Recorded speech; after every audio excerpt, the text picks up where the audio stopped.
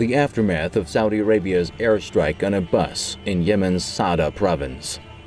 The mangled remains of the bus and the crater on the ground clearly shows the sheer power of the air raid. Saudi Arabia claims it targeted Yemeni missile launchers, but Yemenis deny this. The strike happened in the middle of the market and it targeted a bus carrying children. Our shops were open and shoppers were walking around as usual. All of those who died were residents, children and shop owners. The International Committee of the Red Cross has confirmed the Yemenis' account. Dozens of people died in the incident, most of them children. The United Nations Children's Agency strongly condemned the Saudi attack on the Yemeni school bus. UNICEF is simply horrified by the loss of another 29 innocent children's lives, adding to the thousands of children that have been killed already in this brutal war. To those parties who are fighting that brutal war, one simple message: stop this brutal war. Saudi Arabia has defended the attack in Saada as legitimate military operation. It's highly unlikely the attack will change the course of the war in favor of the Yemenis, as the international community has kept silent on the atrocity committed in Yemen.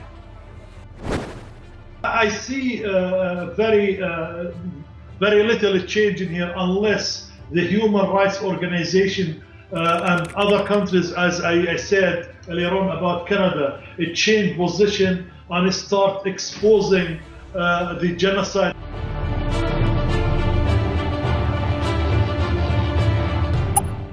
In June 2016, the United Nations former chief Ban Ki-moon put Saudi Arabia and its allies on an ignoble list of armies that kill and maim children.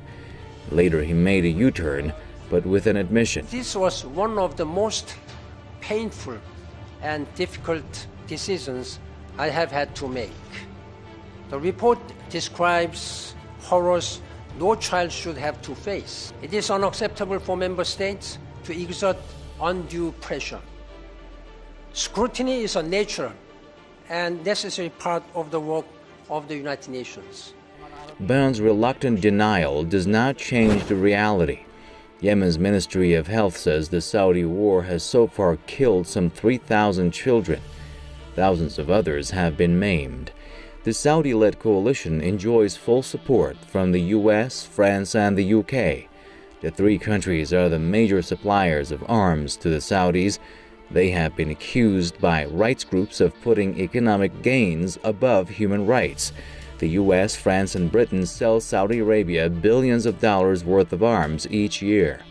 Washington and London also provide intelligence, military advice, and target assistance to the Saudi war in Yemen. A media report in May said the U.S. has even deployed special forces to help the Saudis in their fight. I call on the human rights activists and the organization, anti-war organization, to start filling the streets in London, in New York, in Paris, and pressurize their government to stop supplying the Saudis and to be partners in the crime against the Yemenis. The Yemen conflict is now a war of attrition. There are no signs the Saudi-led coalition will win the war. It seems the international community does not have the will to end the conflict, and as it drags on, it's the Yemeni civilians who have to bear the brunt of the war.